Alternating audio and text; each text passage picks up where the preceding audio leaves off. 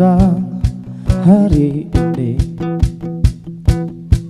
semua tentang suara kita, semua untuk yang lebih baik. Temukan informasi terpercaya, segala aspirasi kita semua. Topik hangat hari ini dan semua solusi suguhan kita di tanggapan publik.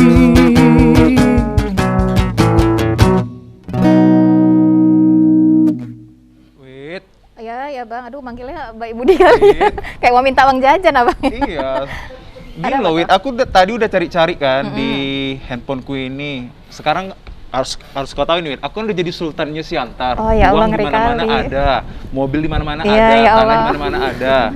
Tapi hari ini aku cari di internet terkait untuk kemana uangku ini harus kugunakan dan kuinvestasikan. Ada ide nggak untuk itu? Pertama ya bang, ngeri kali ternyata aku duduk sama Sultan Siantar. Amin.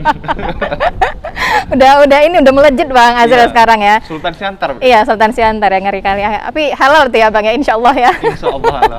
Tapi kalau mau abang nanya mau taruh di mana ya bang ya, mungkin abang ada niat investasi itu bang, nanam pastinya saham. dong aku niat investasi. Investasi kan pastinya ada yang berjangka.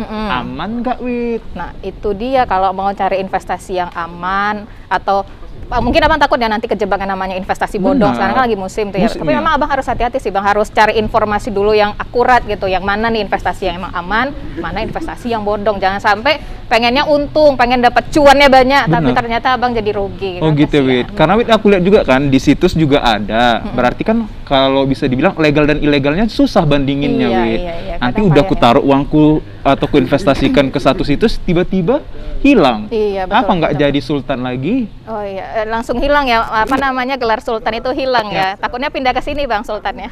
Sedangkan gelar sultan ini susah kali Wit, banyak yang ditanggung, banyak juga yang dikeluarkan tiap bulannya. Jadi diinvestasikan aja lah Wit ya. Tapi kalau ngomong-ngomong soal investasi, kan sekarang emang lagi ini ya bang, lagi marak soal investasi bodong. Banyak kali udah ribuan masyarakat ya kan bang yang rugi. Korban dan pelakunya juga ada. Betul. Nah ini kayaknya kalau kita ngomongin investasi, bagus kita ngajak ahlinya aja ya bang. Nanti kalau kita yang tanya jawab salah pula jadi informasinya. Lebih enak adanya kita langsung datangkan narasumbernya, pengamat dan juga lembaga untuk perlindungan konsumen ya. Betul. Widya punya siapa hari ini Widya? Ada Mbak Prawidia, kemarin saya sih. Kalau satu saya lagi ada Bang Padian Siregar. Oke, kita langsung sambut Mbak. Oke, waalaikumsalam Mbak Prawidia, Bang Padian. Silahkan duduk. Ini udah sering ya malang melintang di TVRI. Bang Padian silakan. Boleh dari sini. Boleh bebas dari mana aja Bang Padian. Siap. Berarti cocok lah Wit. Aku kan udah jadi sultan ini. Kita hadirkan kedua narasumber kita ini untuk mencari tahu investasi apa yang cocok sama aku. Tapi mau tanya ke Mbak Prawidia. Boleh. Mbak Prawidia, kalau lihat prediksi ini sultannya ini aman atau kira-kira ini aduh dikhawatirkan nggak ya? Sultan benaran ini Bu. Saya belum kenal kali sama sultan. Jadi sekarang tiba-tiba menjadi sultan. Itu yang menjadi kebiasaan sekarang di Indonesia. Ada bahasa sultan, ada bahasa crazy rich. Artinya ya OKB lah. OKB.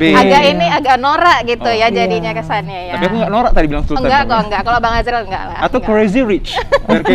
Jadi lebay jatuhnya. Ya. Tapi kalau ngomongin investasi bodong, mungkin Bang Azril nih yang udah jadi sultan. Amin, apa ya yang mau ditanya nih Bang Azril? Nah, ini kita berbicara tentang adanya investasi bodong, berarti ada pelaku dan juga korbannya. Di saat sekarang ini banyak yang marak. Kita lihat investasi bodong ini. Fenomena ini sebenarnya kenapa bisa terjadi? Kalau Ibu lihat secara ekonominya. Saya ini dari aspek sisi ekonomi. Sebenarnya dari konsep ekonomi, orang megang uang tuh punya 3 motif ya. Pertama itu namanya transaction motif. Orang punya uang, penuhi dulu kebutuhannya. Kalau berlebih, maka muncul yang kedua, namanya precautionary motive. Itu berjaga-jaga. Dia akan simpan kalau nanti sakit, pengen anaknya sekolah tinggi, pengen apalah, itulah dia ditabung, insurance dan seterusnya. Kalau dia masih berlebih, disinilah dia mulai apakah dia melakukan investasi. Investasi apa? Zaman yang dulu investasinya beli tanah aja. Anak kekinian itu sudah enggak. Sekarang data membuktikan anak generasi milenial sama Gen Z itu sudah mulai mengalami peningkatan bermain di investasi keuangan. Bahasa saya orang ekonom itu menyebutnya dia bermain di surat berharga pasar uang, SBPU, not SPBU. Itu enggak, itu dari nol. Beda. Benar, Nah, ini benar. surat berharga pasar uang, ada instrumennya. Disitulah dia bermain. Di ketiga tadi spekulatif motif, dia ingin uang itu bekerja untuk dia, gitulah bahasa popnya. Bukan kita yang bekerja untuk uang, tetapi itu butuh namanya informasi. Di era sebelum era digital sudah juga sebenarnya berkembang sudah. Salah satunya yang booming, investasi yang sedang sekarang banyak negatif, itu di Medan terkenal dengan BMA. Nyetak duit. Saya pikir Medan itu dulu udah kayak negeri, bukan zaman Harry Potter ya. Kok uang 2 minggu bisa berlipat-lipat, itu gimana sih gitu. Ini main makhluk gaib apa gimana kalau ya? dulu kan ngapain deposito di bank bunganya sekian, di sini 2 minggu uangmu bisa 3 kali lipat. Jadi ada orang yang memang terpengaruh. Gaya bermainnya pakai MLM. Mohon maaf nih yang pendiri BMA kalau nonton saya nggak tahu. Tapi itulah yang terjadi. Tapi aspek kriminalnya ada di situ. Sehingga kan kemarin sampai ya ke kepolisian juga masalah itu.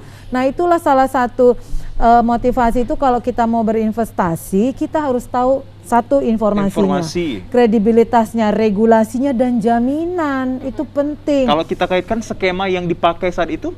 Kalau dulu memang regulasi tetap, tapi mereka bermainnya kalau dulu BMA duitnya ada, nampak rupiah yang nyetak bank sentral. Ini sekarang duitnya nah ini cryptocurrency ya. Cryptocurrency itu kripto, beda dia sama yang mata uang konvensional. Biasa. Kita ada rupiah dengan bank sentral, Bank Indonesia. Dolar dengan bank sentral Fed, Federal Reserve System di sana, di Amerika. Nah, kripto siapa yang nyiptakan? Nggak ada. Siapa yang jamin? Nggak ada. Karena itu semua kalau bahasa saya namanya virtual economics.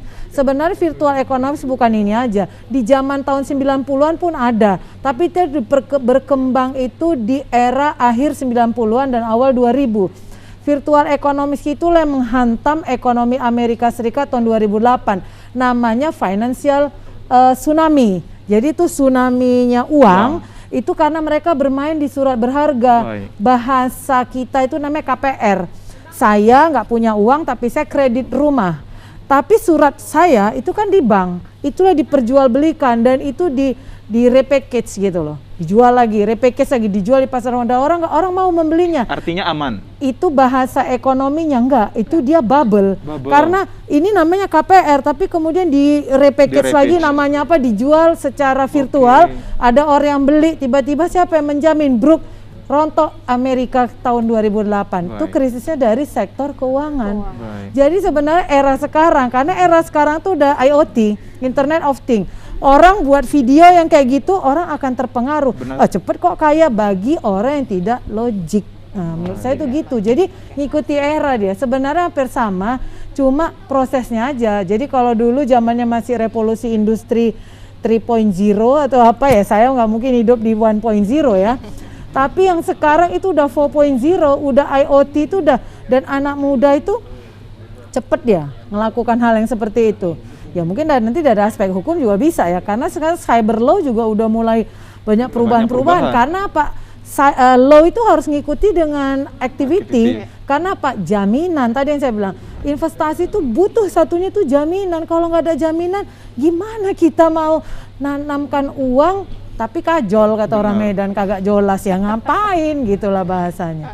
Nah, jadi itu penting buat anak muda atau siapapun untuk berinvestasi, dia harus tahu regulasi, jaminan, dan bagaimana prosesnya, itu paling penting. Berarti informasinya ini harus penting sama Via Widya. Untunglah Widya hari ini nggak jadi kulakukan investasi tadi di situ sini. Jangan lagi ya Bang Azril, ya mungkin perlahan-lahan kalau sultannya agak-agak tergores itu nggak apa-apa lah ya Bang Azril. Yang penting uangku yang banyak itu aman. Kita nggak penting kaya cepat gitu ya Bang, yang penting gimana usahanya gitu loh, yang penting hidup cukup aja lah gitu ya. Ada kayak pepatah bahasa Inggris mengatakan life needs process.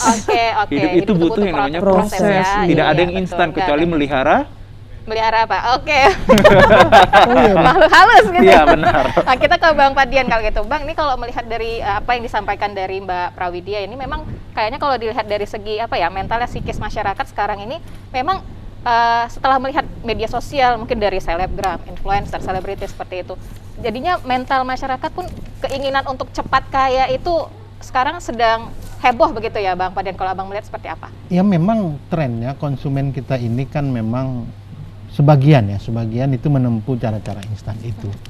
Apalagi misalnya memang kalau tadi kita bicara investasi bodong atau investasi yang kemudian dalam tanda kutip membahayakan begitu ya bagi masyarakat, karena memang dipengaruhi oleh cara-cara yang memang sedemikian supaya masyarakat tergiur. Yang paling gampang contohnya itu adalah misalnya melibatkan public figure nih. Jadi kesannya bahwa selain misalnya masyarakatnya punya interest pribadi gitu ya terhadap influencer atau public figure itu, kemudian apa ya, mungkin terkesan legitimate gitu ya. Ketika misalnya tokoh-tokoh yang terkenal ini atau influencer atau public figure ini kemudian menyampaikan itu, terkesan bahwa ini mempunyai legalitas yang benar begitu. Dan memang kecenderungannya kalau kita bicara investasi bodong yang kemudian viral atau menjadi pembicaraan akhir-akhir ini karena memang lembaga atau pihak yang kemudian terlibat dalam kaitan fungsi pengawasannya juga begitu banyak misalnya.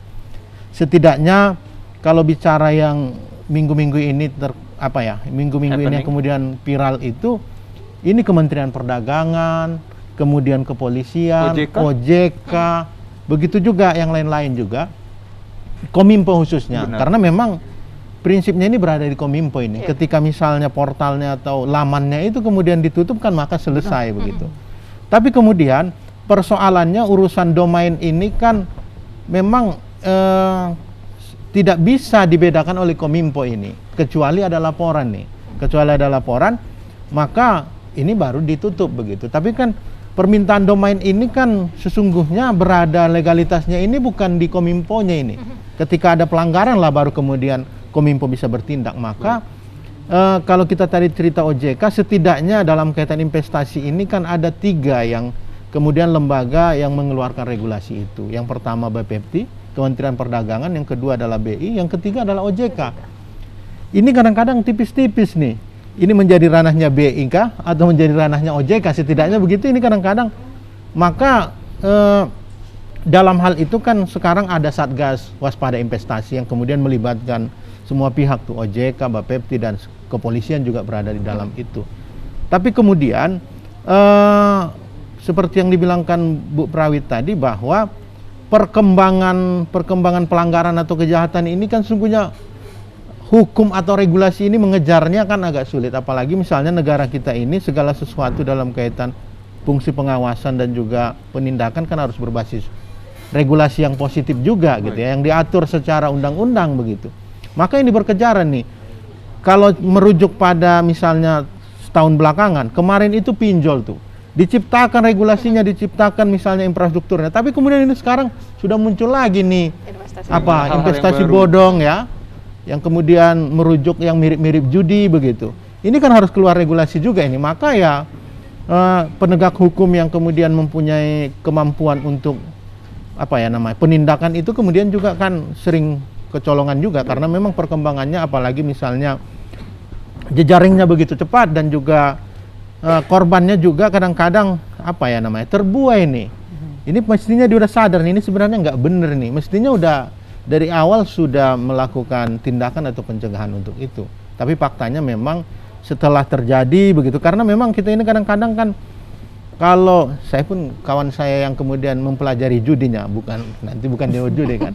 Ini kan motivasinya ini, sugestinya ini kan begitu tinggi nih. Ya, tinggi nih. Oh, jangan-jangan hari ini. Dan memang kita melihat bahwa jarang sekali diberitahukan itu resikonya kan. Benar. Begitu ya. Jarang sekali. Justru keuntungannya itu, apalagi misalnya keuntungannya kan deret ukur dia. Kalau deret itu masih mending 1 2 3 itu masih lama. Ini deret ukur.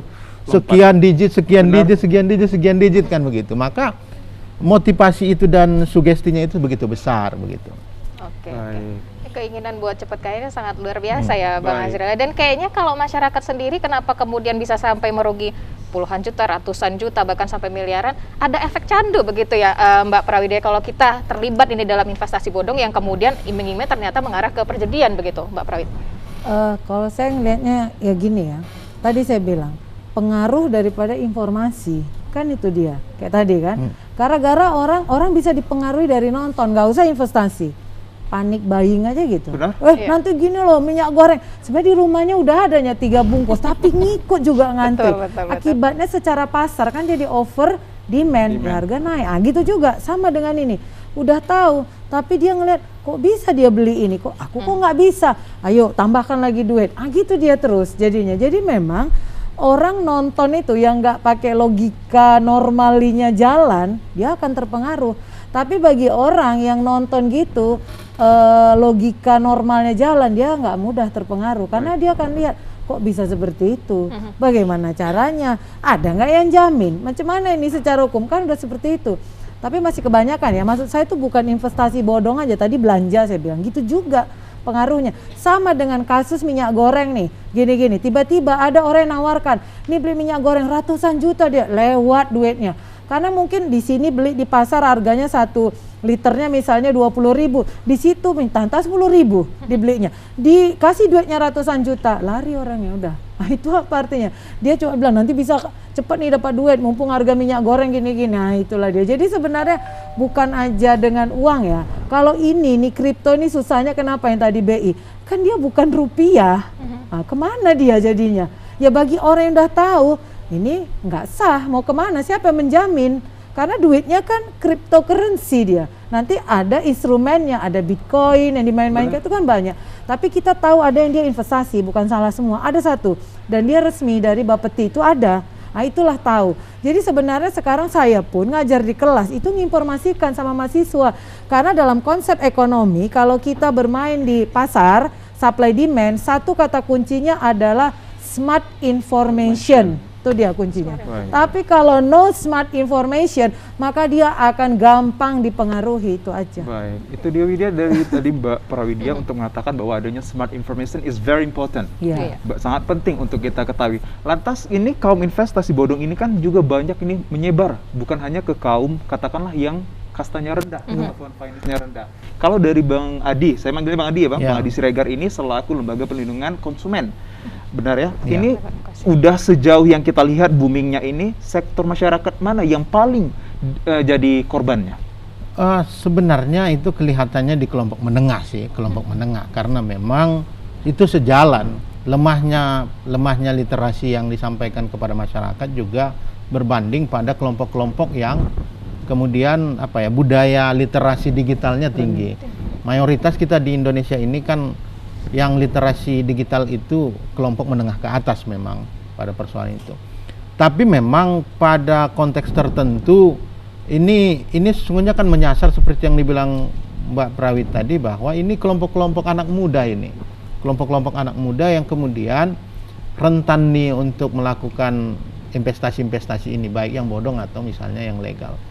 Jadi kalau yang kelompok bawah kan karena memang sejalan lemahnya literasi digital itu, maka kelompok yang rentan ini misalnya kelompok miskin tidak begitu signifikan ikut itu, karena memang karena investasi yang kemudian viral belakangan ini melalui domain digital begitu ya, digital, platform digital. Tapi kemudian dalam aspek perlindungan konsumen sebenarnya kan ini sulit nih. Ini berada di zona abu-abu ini karena memang hubungannya adalah B2B, business to business nih sebenarnya ini kan, business to business. Bukan juga ini adalah komoditas yang dinikmati konsumen nih, kan gitu. Menurut kriteria-kriterianya bahwa ini sungguhnya kalau kita bicara perlindungan konsumen, tidak ada aspek perlindungan konsumen secara langsung bahwa ini akan bisa diprotek melalui Undang-Undang Perlindungan Konsumen. Tapi kemudian persoalan yang kemudian muncul adalah dengan kerugian sebesar itu idealnya memang pendekatannya itu mestinya pendekatan keperdataan selain pidana. Persoalannya sekarang ini kan ada seseorang kerugian sampai ratusan juta, puluhan juta, atau bahkan miliaran begitu ya. Kemudian hanya didekatkan dengan upaya penindakan pidana gitu. duit yang 100 juta itu nggak balik tuh, Nggak karena akan balik, sudah Bang, karena ceritanya. sudah dihukum kan, Oke. sudah dihukum. Walaupun balik kan kemudian itu adalah diserahkan kepada negara gitu. Tapi persoalannya negara nggak punya kerugian juga ini. Baik. Akhirnya dihukum Baik. saja Baik, begitu. oke. Menarik sekali bincang-bincangnya, Wid. Pastinya bincang-bincang kali ini harus diisi juga Oke, Widya. oke, Karena agak udah dialirin tersedia. air ya. Benar, agak Oke, dialirin baik, air. Karena berbicara investasi bodong ini mengerikan dan bahayanya pasti ada. Iya. Miliaran rupiah aku nanti hilang, Widya. Tapi Minum mungkin dulu. Bang Ivan di sebelah sana ada niat mau investasi juga nggak, Bang? Sebenarnya tadi ada kali. Tadi sudah mendengar penjelasan dari Ibu, jadi kita mikir-mikir dulu ya. Baik. Agak dipertimbangkan lagi ya. Aja. Oke, Baik. tapi mungkin nanti ada pertanyaan Bang Ivan? Nah, mungkin nanti. Ada, oke Tapi baik. kita selingi dengan musik yang satu ini Oke. dulu ya, Widya. Oke, siap. Biar Langsung rehat aja, kita. Bang Ivan. Oke.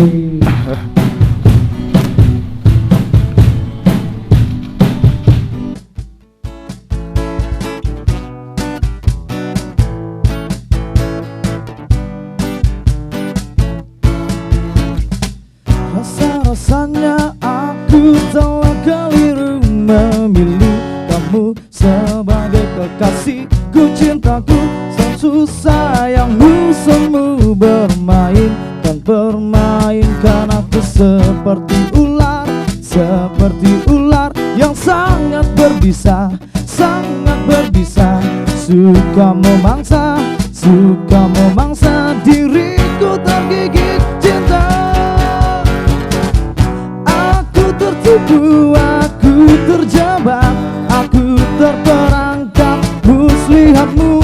Aku tertipu, aku terjebak, aku terperangkap muslihatmu. Oh.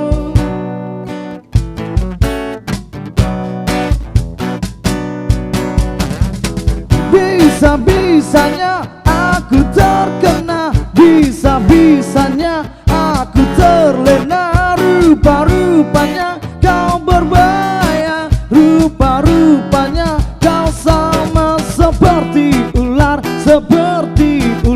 yang sangat berbisa,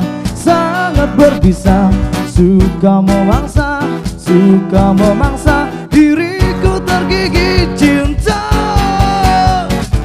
Aku tertipu, aku terjebak, aku terperangkap muslihatmu. Aku tertipu, aku terjebak, aku terperangkap muslihatmu. Aku tertipu, aku terjebak, aku terperangkap muslihatmu. Aku tertipu dan aku terjebak, aku tertipu dan aku terjebak.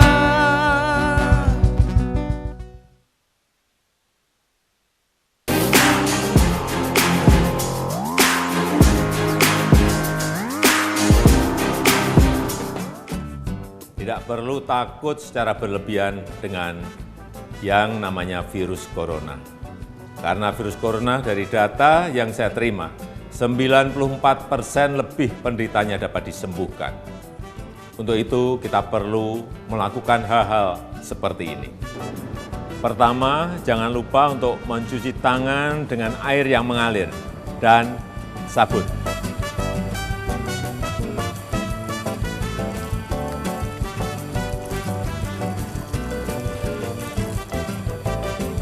Selain mencuci tangan dengan benar, ada beberapa hal lagi yang bisa kita lakukan.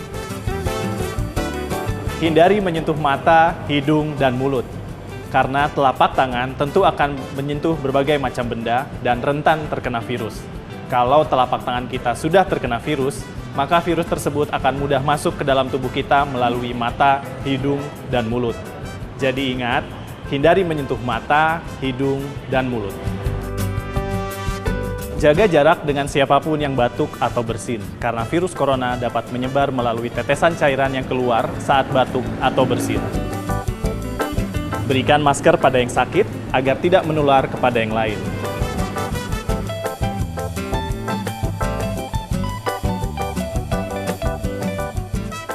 Cukup sederhana dan mudah dilaksanakan. Jadi sebetulnya musuh terbesar kita saat ini adalah bukan virus itu sendiri, tapi rasa cemas, rasa panik, rasa ketakutan, dan berita-berita hoax serta rumor.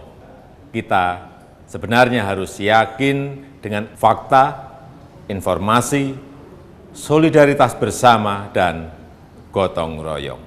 Dipersembahkan oleh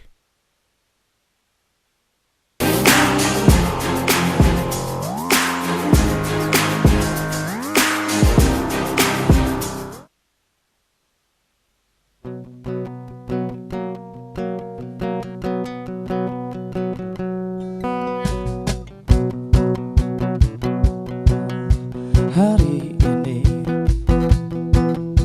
semua tentang suara kita, semua untuk yang lebih baik. Temukan informasi terpercaya, bagian aspirasi kita semua. Topik hangat hari ini dan semua solusi suguhan kita di tanggapan publik. Masih ngomongin investasi ya Bang Azril ya. Kalau Widi jujur dari dulu ya yang namanya investasi, main saham nggak pernah minat dan emang nggak mau belajar untuk paham juga karena takut tertarik. Bagus kita kalau Widi pribadi yang jelas-jelas aja ya. Udah kita nabung di bank aja deh gitu. Baik, sebenarnya Wid, bagi saya sih boleh sih kita investasi asal saja tadi kayak kata yang tadi ada smart information tadi itu. Mungkin ciri-ciri investasi apa yang harus kita pahami. Dan sekarang ini kan banyak juga yang namanya saham. Investasi dan juga saham. Sampai saat ini aku masih bingung apa itu perbedaannya, Wid. Mungkin kita tanyakan langsung ke Mbak Prawit ya. Oke. Prawit boleh dong dibantu kita ini. Iya, kita masih bingung ini apa perbedaan investasi dan saham. Gini, saham itu alat berinvestasi. Jadi sebenarnya investasi itu gini, secara sederhana ya, kalau saya nerangi pakai teori, pakai grafik, enggak. Yang namanya kita punya uang, tadi kan ada untuk prinsip tadi kan. Yang ketiga itu tadi dia, yang spekulatif. Tapi salah satunya investasi. Kan kita mau berinvestasi ketika sudah dipenuhi tadi 1 dan 2. Kita berinvestasi. Investasinya jelas atau tidak, kita langsung atau tidak. Kalau kita langsung kan kita buka usaha, buka perusahaan, kita masukkan modal kita. Outputnya ada, barang atau jasa. Tapi ada juga investasi yang kita tidak ikut, tapi kita berpartisipasi. Itulah muncul pasar modal, istilahnya itulah pasar saham atau bursa efek. Nah, sebenarnya bukan baru, udah lama dari zaman saya kuliah pun dulu era 80-an akhir udah ada itu. Nah, orang kan nggak mau tadi langsung berproduksi, tapi dia mau di situ. Dia akan membeli saham. Saham itu kalau kita beli berarti kita seperti punya porsi memiliki perusahaan. Itu lagi obligasi. Obligasi, perusahaan itu yang utang sama kita. Kita beli obligasi dia, berarti perusahaan itu yang berutang. Nah, itu dia. Itu bedanya. Nah, di situ pun kita bisa membelinya, kita akan lihat kredibilitas perusahaan. Kalau perusahaan itu tidak kredibel, mana berani kita invest di situ. Makanya di bursa efek kan ada ratusan perusahaan, tapi nanti ada, mohon maaf nih, Kompas 100, LQ 45, itu 45 perusahaan yang nanti yang blue-nya ada. Nanti kalau saya orang yang peduli sama lingkungan, saya juga nggak mau. Saya akan lihat perusahaan itu ramah nggak sama lingkungan, masuk dia masuk di bursa efek tapi dia terindeks Rika Hati. Itu kan artinya saya udah peduli sama lingkungan. Saya mau investasi, saya beli sahamnya atau saya beli obligasinya, tapi perusahaan itu ramah sama lingkungan. Kalau dia nggak ramah lingkungan, nggak mau saya. Kan gitu dia. Nah, jadi itulah yang namanya smart information. Di era kekinian, anak muda tuh juga harus sudah berpikir ke depan, sustain, berkesinambungan. Nggak boleh kita investasi di perusahaan yang tiap tahun kita nikmati asap misalnya. Lihat aja sendiri perusahaan apa gitu. Jadi saya cuma gini nih, ya kan? Itu artinya apa kalau saya gini? Saya suruh anak muda cari di Google, apa maksud saya gini? Memang dia perusahaannya besar, hebat, tapi kerjanya tiap tahun menghasilkan asap, kita menikmatinya. Nah, itu tentu kita harus berani, kita punya uang, beruang maksudnya. Tapi beruang dalam ekonomi, berstrip uang, bukan binatang. Benar. Okay, berstrip uang karena kita udah masuk tadi yang di tiga tadi. Sehingga kita aku nggak mau perusahaan ini, aku lebih memilih yang dia memang peduli sama lingkungan. Disitulah dia yang saya sebut dengan smart consumer, smart pelaku investor. Kalau sekarang saya bilang ada kelompok anak muda namanya young investor, tapi dia bukan buat perusahaan, karena dia merasa aku belum terlalu di sini, aku akan main di sini. Nah, muncullah yang kayak gini tadi, digital dengan gaya karena ada cryptocurrency. Cryptocurrency bukan tahun 2020 ini, udah dari kemarin-kemarin ada. Tapi berkembang itu sekarang di kita ini, di era yang pandemik ini. Kenapa? Karena cara mempengaruhi orang itu pakai sosial media gampang. Influencer kan dapat uang dari situ. Saya punya riset itu tentang kenapa anak Gen Z, generasi milenial itu sudah lebih senang kerja itu nggak mau di formal lagi. Karena dia menjadi influencer, cuannya lebih banyak ya. Lebih banyak. Hanya karena dia ngelucu-ngelucu, ketawa-ketawa, biar mukanya pun kalau dulu harus tampangnya keren, yang perempuan cantik, bisa sekarang enggak. Dia gitu-gitu aja di YouTube, dia terkenal, dapat duit. Lihat followernya banyak. Berarti apa? Kreativitas, kan itu dia. Nah, dari situ juga orang masuk, caranya mempengaruhi tadi. Baik itu dari sisi belanja maupun dari sisi investasi. Tinggal saya bilang, ini orang smart or not. Kalau smart, ya dia belum tentu mau, gampang. Kalau yang nggak smart itu gampang. Tadi saya bilang kan, itu kan umumnya yang menengah. Karena yang bawah masih masuk di transaction motif, belanja kesehari-hariannya. Kemudian bisa nggak nabung dia kalau nanti sakit, kalau apa. Ya makanya pemainnya kena di menengah ke atas. Tapi banyak juga loh. Ada yang dia terpengaruh, masih menengah bawah, nggak apa-apa lah dikit-dikit. Di dia itu uang ratusan ribu, 1 juta, 2 juta udah besar. Tapi bagi yang mereka nggak. Cuma dia begitu hilang dalam waktu sekian detik uang 2 juta, gimana dia nggak stres? Yang sana 200 juta hilang masih ho ketawa-ketawa. Kan itu dia. Sehingga kan yang masuk di situ itu yang tadi saya bilang, bukan hanya dia punya uang saja, tapi dia memang harus smart information. Jadi tadi yang dinyanyikan itu pas. Pertama ular ya kan. Ini ular ini yang saya bilang. Ular dalam bisnis, dalam investasi. Kemudian pertanyaan kita juga, dia virus. Orang ceritanya COVID-19, Delta, Omikron, ini virus juga. Nanti mungkin ada yang seperti saya yang ekonom atau non-ekonom menemukan virusnya supaya orang jangan mudah terpengaruh di sini. Jadi dia harus divaksin. Mungkin salah satunya kayak saya sosialisasi di kampus, cara ngajar masukkan itu. Walaupun nggak dibiayai sama Binari misalnya, gitu kira-kira. Nah, ngomong-ngomong soal Binari Option yang lagi viral juga nih Mbak Prawit, ini boleh dijelasin juga nggak sama kita yang mungkin bahasanya agak lebih sederhana juga, Binari Option ini sebenarnya seperti apa? Cara mainnya ini gimana sih rupanya Mbak Prawit? Ini pakai bahasa apa ya? Bahasa Latin. B itu 2 dia, ya kan? Nah, jadi kalau tadi saya bilang binari itu kan yang pertama udah pastilah dia, nggak usah saya jelaskan lagi, dengan teknologi digital pasti dia gitu. Ya namanya binari ini dia. Kalau dia anak-anak itu, atau saya kan kadang diskusi juga ya sama mahasiswa. Kan itu ada untung, ada buntung. Dan transaksi itu yang saya lihat, saya juga sambil sama anak-anak belajar. Itu dia ngambil transaksi yang betul, grafiknya. Digunakannya, bahasa kerennya di screenshotnya gitu, dimasukkannya ke situ, padahal dia nggak seperti itu. Nah itulah dia, makanya saya bilang orang yang tahu baca data itu pasti tahu kan. Dia sama grade-nya kayak di kurs kan. Nih nanti dia ada banding bawah atas kan, gitu-gitu. Nah lihat dulu sekian menit berapa, oh putuskan beli enggak, toto pas dia beli druk jatuh dia, dan waktu 2 detik hilang duitnya. Nah itulah dia. Cuma binari ini kan dia gini, yang saya bilang, ini dia nggak kayak perdagangan menurut saya. Dia itu gini, kayak bahasa saya itu zero sum game, tahu nggak? Bunuh lawannya. Jadi gitu, artinya gini, kalau kita trade, ada saatnya kita turun kan, artinya nilai uang kita mengalami penurunan. Ini enggak di binari, kalah nol langsung. Benar. Ah itu kan judi, sama dengan dulu gini, tangkap polisi.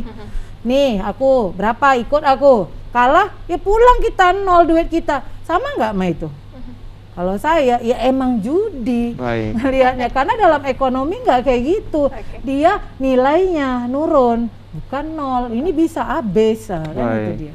Menarik sekali ya Widya. Kalau dari Bang Adi Siregar sendiri, ya terkait tentang skema ataupun konsep yang diterapkan oleh katakanlah seperti kayak Binari ini untuk menarik para peminatnya itu skema apa yang paling acuh? Memang begini dia, bahwa Binari atau investasi yang lain ya begitu ya, bahwa konsepnya itu kan skemanya skema Ponzi nih, rata-rata skema Ponzi nih. Jadi kira-kira hari ini saya investasi atau Bu Prawit investasi, ini dikasih untung dulu ini. Kalau yang bodong tuh ya kan dikasih untung nih. Oh, awal-awalnya boleh. Awal-awalnya gitu karena begini, ya. ini kan pindahkan duit saya ini duit saya ini nanti dipindahkan sama Bu Prawit, dipindahkan sama Mbak Widya nih. Ini deh sirkulasinya nih kan di awal-awal itu ya. Jadi memang ya skema Ponzi ini, jadi memang makin apa? Ataupun tadi misalnya ketika misalnya jatuh nol tuh kan itu gambling. Oh hari ini aku lagi buntung nih. Besok coba lagi begitu kan. Dan memang kan secara skema dan trennya view-nya itu kan mereka hafal tuh. Oh ini kan tinggal ganti-ganti saja ini kan polanya. Pola-polanya itu kan tinggal ganti saja begitu ya. Apalagi misalnya sehingga kita terlupa aspek-aspek lain itu, Sebenarnya kan kalaupun untuk mengidentifikasinya gampang saja itu. Cuma setidaknya dua hal itu saja sebenarnya kita udah tahu nih. Ini bodong atau misalnya resmi. Yang pertama tentu domisilinya nih. Domisilinya nih kan. Idealnya sebuah perusahaan ya, sebuah perusahaan kemudian kan akan kelihatan aktivitas yang normal di situ kan begitu, aktivitas normal. Walaupun misalnya tren anak muda kita sekarang kan membangun usaha itu tidak harus kelihatan rame begitu ya. Tapi kan apa ya, tempatnya ini kan akan kelihatan ini berpindah-pindah atau tidak kan gitu, kita akan itu. Tentu kan literasinya juga menjadi penting nih kan. Reputasinya bagaimana sesungguhnya. Dan memang yang paling bahaya itu testimoni ini.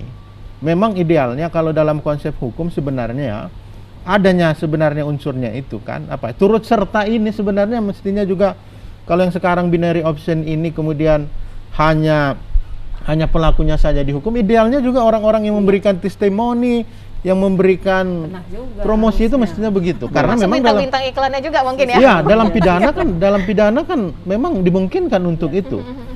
Orang-orang yang terlibat itu kan turut serta itu memang mungkin kan dihukum. Jadi memang kalau saya melihatnya memang literasi ini juga kalau tadi Bu Prawit bilangnya smart information atau edukasinya sih memang itu. Karena memang gampang saja itu domisili dan izin ini, walaupun sekarang di beberapa portal-portal itu ada surat izin palsu tuh, dipalsuin tuh kan gitu ya. Saya pikir itu. Apa ya Bang Azhar, kalau ngomongin ini kayaknya kita nggak kerasa waktunya juga ya, tapi mungkin kita minta yang singkat aja deh pesannya dari Mbak Prawida ini biar masyarakat juga semakin paham ini bagaimana kemudian bisa membedakan mana investasi yang benar, yang tepat, mana yang bodong supaya memang benar-benar untung nih, bukan malah jadinya buntung gitu Mbak Prawit.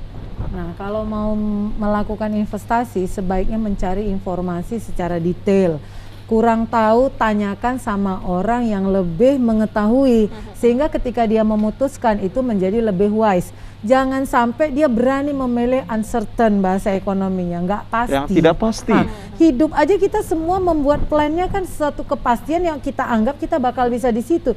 Yang nggak pasti ya mimpi, seperti buat film. Tapi kadang film bisa jadi kenyataan. Tapi itu tadi, pokoknya yang mau menjadi investor harus smart information, smart education, dan berani bertanya ketika dia akan melakukan investasi. Sehingga dia menjadi lebih merasa ini uncertain atau not uncertain. Kalau dia uncertain harus tahu, kalau katanya kalau dia itu returnnya tinggi, resikonya tinggi. Mau nggak? Mau. Kalau nggak mau, ya udah jangan jalani. Gini itu aja saya. Dari Bang Padian? Ya memang kalau dari saya sih memang idealnya ya logika umum saja. Ketika ada sebuah investasi kemudian menawarkan keuntungannya deret ukur, maka perdalam informasinya. Tapi kemudian kalau dia menceritakan deret hitung, ya pertimbangkan begitu. Selanjutnya itu menjadi momentum untuk menelusuri apa platformnya itu. Ketika kemudian hanya mengemukakan keuntungan saja tanpa mengemukakan risiko patut diduga, itu apa ya namanya investasi bodong atau investasi yang menuju pada kerugian masyarakat secara besar. Saya pikir begitu. Memang intinya adalah literasi ya Bang. Benar, tadi saya tertarik sekali dengan kata uncertain, sama dengan ada kayak quote bahasa Inggris juga mengatakan uncertainty makes you crazy, bukan crazy rich ya. Ketidakpastian itu akan membuat kami itu galau dan bahkan gila. Iya. Benar sekali Makanya ya. udah yang pasti-pasti aja lah ya Benar. Bang Azril ya. Aku nggak mau lah. Udahlah ekonomi udah susah gitu, Benar. kenapa sih buat susah diri sendiri? Benar. Masih tertarik di investasi? Setelah dapat informasi menjadi smart people atau smart person, Kalau Mbak Prawit, Bang Fadian ada keinginan untuk investasi nggak sih? Ya, saya kan orang tradisional dan Iya. konvensional, Mbak Widya. Jadi kalau saya pikir saya pikir kalau yang namanya cepat-cepat itu tentu resikonya Iya, juga resikonya akan tinggi. gampang jatuhnya. Benar. Kalau kita cepat naiknya, tentu jatuhnya juga resikonya akan besar kan gitu ya. benar. Cuma tadi ada kata kunci sebenarnya, jangan takut berinvestasi, Benar. tapi dengan tahapan yang tadi. Iya. Jangan ikut-ikutan. Ya itu terserah mau dia Iya. konvensional atau apa, nggak masalah. Tapi jangan sebutkan nggak usah berinvestasi. Itu Enggak. salah besar. Ah, itu Ya. enggak. Itu Sebenarnya boleh. mengikuti perkembangan zaman, kita harus juga tahu bagaimana cara untuk menginvestasikan uang Iya. kita ataupun terkait harta-harta kita. Tapi bagaimana investasi yang bagus ini dengan tadi catatan be smart people. Yes. Iya, oke. Menarik Intinya sekali, edukasinya Widya. juga ya. Oke, Bang Ivan kayaknya konsentrasinya tinggi kali ya Bang ya dari sebelah sana. Ya, itu untung dapat informasi. Dapat kayak gini, informasi. kan. Jadi udah terbuka semua lah ya.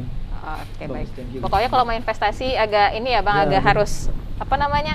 Lebih teliti gitu teliti, ya. ya. Oke. Jadi kita udah bisa dengar lagu lagi nggak nih Bang Boleh Azril? dong. Boleh dong.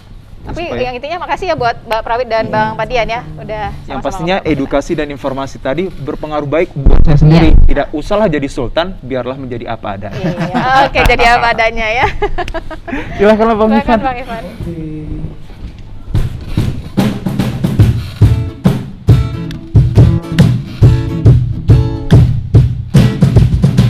Sudah bertahun-tahun aku hidup di perantauan, meninggalkan cintaku jauh dari kampung halaman.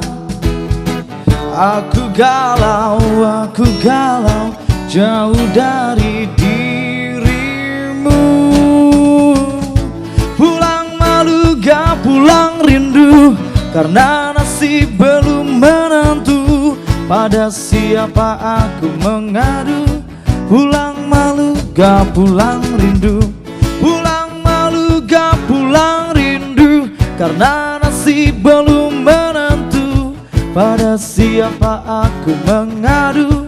Pulang malu gak pulang rindu. Sudah bertahun-tahun aku hidup di perantauan. Aku terus berjuang, pantang pulang sebelum menang. Aku galau jauh dari dirimu. Wow. Pulang malu gak pulang rindu, karena nasib belum menentu. Pada siapa aku mengadu? Pulang malu gak pulang rindu. Pulang malu gak pulang rindu, karena nasib belum menentu. Pada siapa aku mengadu? Pulang malu gak pulang rindu. Gak pulang lalang rindu. Oh, come on kita.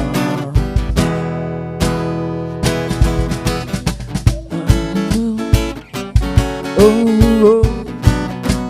Oh, oh.